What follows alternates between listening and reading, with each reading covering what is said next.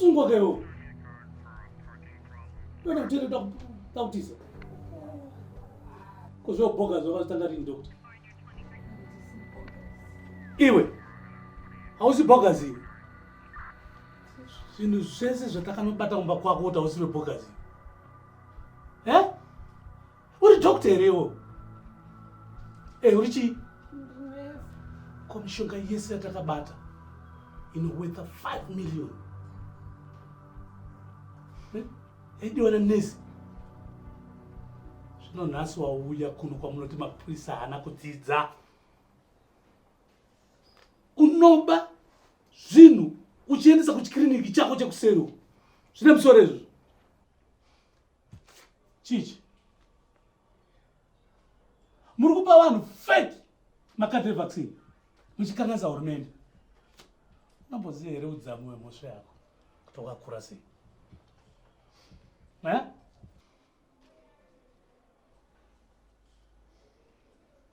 Taura kana ndichitaura newe. Sandijairira kuzvinzwa. Ndikukuudza. Taura. Zva5 wakati kwakaita sei? Usandipedzere nguva. Handina chandiri kuzotaurisa. Amai ndinge vakauya kumba ndikadai. Uine confidence.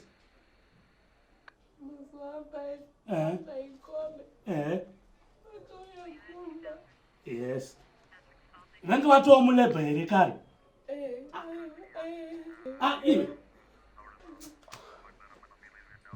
Iwe. Usandipedzere nguva yangu wazvinzwa?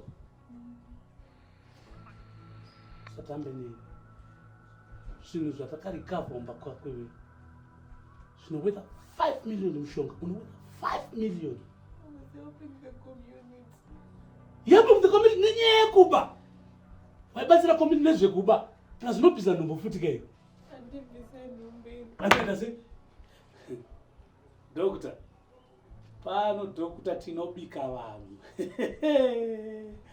Tikakubika unotaura mhosva yako pasina 2 minutes. Unzwa?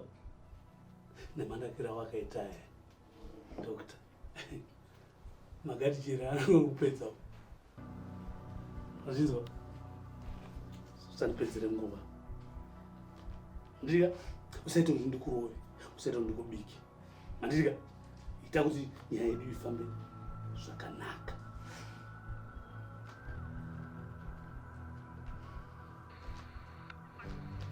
Taura tinzi. I need a lawyer. What did you? You need a lawyer? You will say, Omiri Rebakuba. Nebaku Pisanumbu.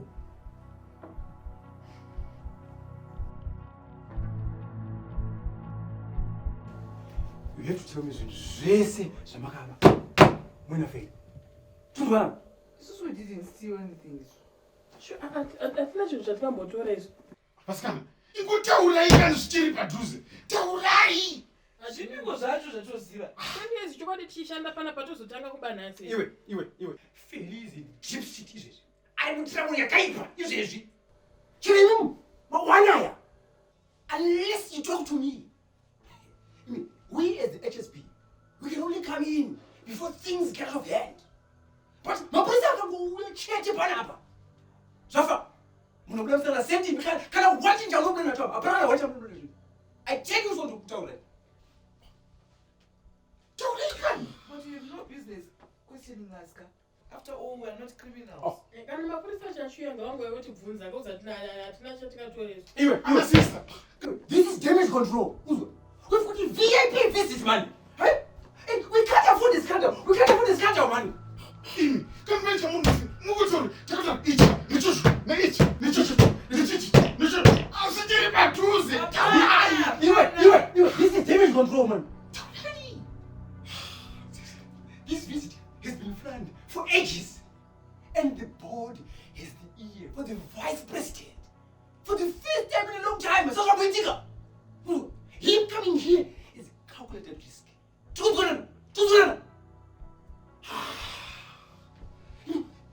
It should pay off. I mean, you should sign off. On the next purchases. Then more at the board. What was... nyaya yacho apa. Ende kutota mene imwe nyaya yekuti kana pane dzimwe dzabuda dziri kunge. Sister. Aseke. It's not a laughing matter. Ndafunga pamwe pane dzimwe nyaya dzinenge dzakabuda ndewi. Izozovanesa. Unaona? Ira kunopera. I change kunopera. Bas. Avana iswa. Ibasa drop. Unofonda. Vanhu Sister, this was a laughing matter. Yes! It's not a laughing matter at all.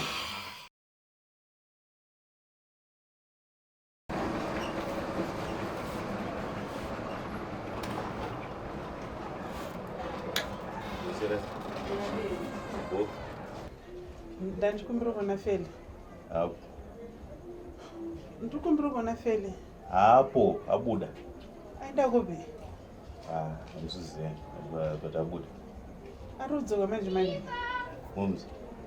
Abuda.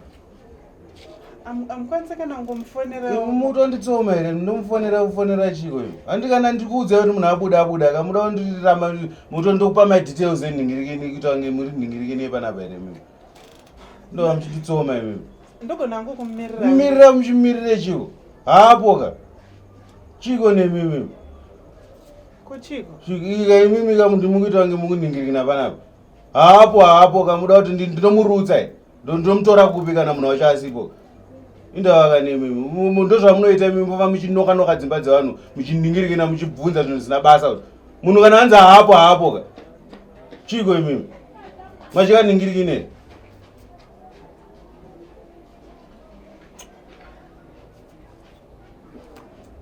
Vhuriko manonetsa. Varume. Officer. Munhu wenyu. Ndakusira. Can you help me or not? I can't, Feli. Why not? I can't. But what? Your story is all over the papers. And It wasn't my fault. you were operating an illegal abortion clinic. It's not an abortion clinic. 2 people died, a woman and a child. You think I don't know that? There were complications. I called for the ambulance. It never came. Feli, listen to what I'm telling you here. This is the reason why we What are following is you you. doing here? Feli, to cut the long story short, Vice President Makula was the tour of the hospital. One more. And he is asked specifically to do it now. Even though he is attended on my paper, but still, I don't know. I can't sleep with him. Who said anything about sleeping? The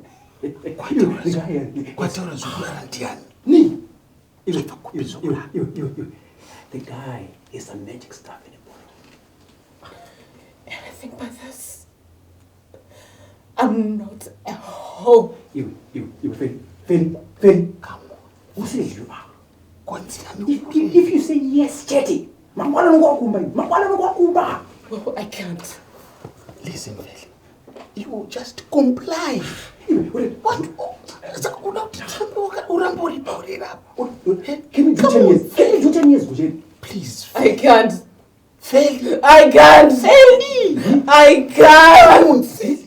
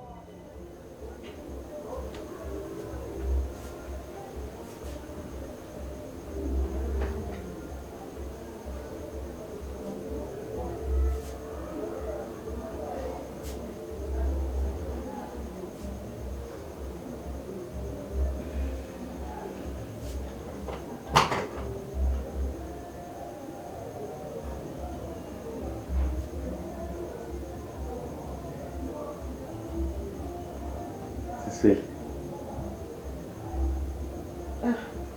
Maybe. Matubude. It's a long story. Mapio. Sort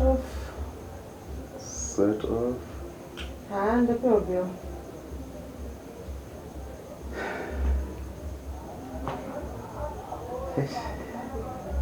You look exhausted. Yeah, I am. Saka. Anzi. The case, Zabania. But sister, ndingirina pamatorwa pamanyambirwa mabato akaredi ending mune masemdini craft mamatire extraction nedetermination aitwa munomu basi munziva nekamutoni rafira munomu tembedu uno sister nenyaya dzinobudirika izi zvekudaro. Think you're all right. Ngundibudira pachena pega zvibude zvofamba sei dai tinozobatsirana izvo. Unona mdiki bana. Una mandinaitira wakuita wakutondorova neemancipation bana.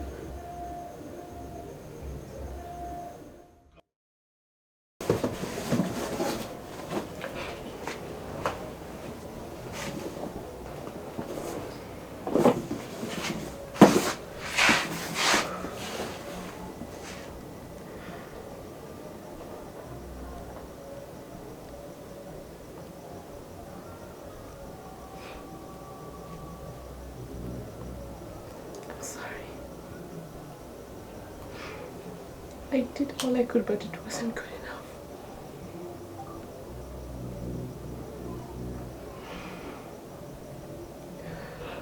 It's not your fault, Feli. It's okay, it's not your fault. You did all you could. It applies. Nkasinangwana kuva kudala. Chodai akaenda kugovernment hospital. Ngesimbori mhosva yako aisambokwanisa kubata mwana wacho, Feli. It's not your fault. She once had a miscarriage before. That's why she was so happy to have that firstborn child. It's okay. I'm sorry. Now I told her to marry Feli because I told her I'm so sorry.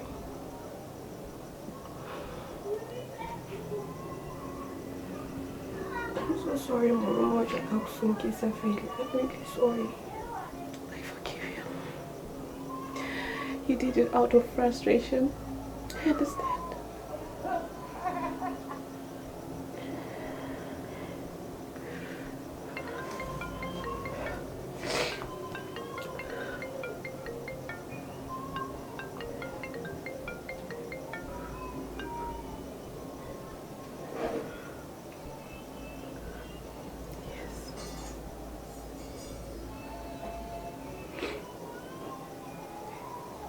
Yes.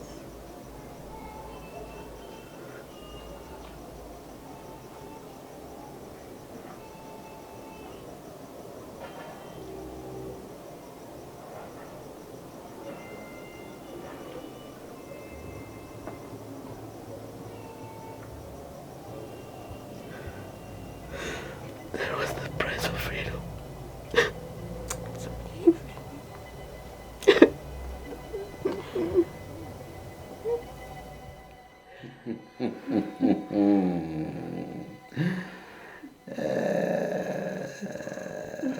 Hey, can I have another fuck?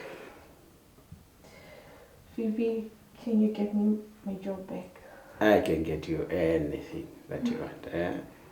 You are good. the sweetest thing that I've ever had. Really? So the first time we did it in your office, do you usually do it in your office? It's easier. Oh.